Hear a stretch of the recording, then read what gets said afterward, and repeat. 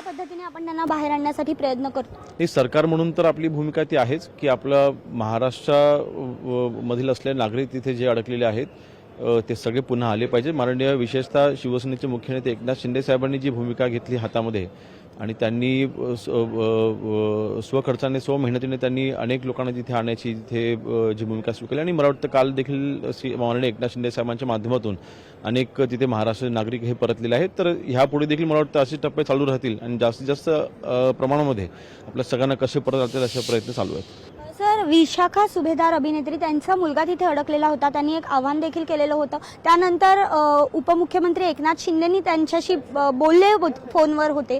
कशा पद्धतीने पुढे त्याचं झालेलं आहे, नेमकं काय झालं? माननीय एकनाथ शिंदे साहेबांनी स्वतः त्यांच्याशी बोलणं केलेलं आहे। मला वाटतं त्यांचा चिरंजीव आहे तो सौदीमध्ये आहे आणि दुबईवरून जे काही एक्स्ट्रॅक्शन आहे ते माझ्या माहितीप्रमाणे सोपं आहे, परंतु नक्कीच त्यांना देखील पूर्णपणे सुरक्षा आणि त्यांना सुरक्षितपणे भारतामध्ये पुन्हा आणि महाराष्ट्रामध्ये पुन्हा आणण्याकरता माननीय एकनाथ शिंदे साहेब प्रयत्न करत आहेत। धन्यवाद सर आमच्याशी बातचीत केल्याबद्दल। तर एकंदरीतच नवी मुंबई इथल्या जो मद्यधुंद व्यक्ती होता निर्भया गाडीतनं फिरणारा, त्याच्यावर FIR दाखल झालेली आहे। त्यामुळे लोकशाहीच्या बातमीचा एक मोठा इम्पॅक्ट झालेला पुन्हा एकदा पाहायला मिळतो। व्हिडिओ जर्नलिस्ट निकेशसह मी भाग्यश्री प्रधान आचार्य, लोकशाही मराठी, मुंबई।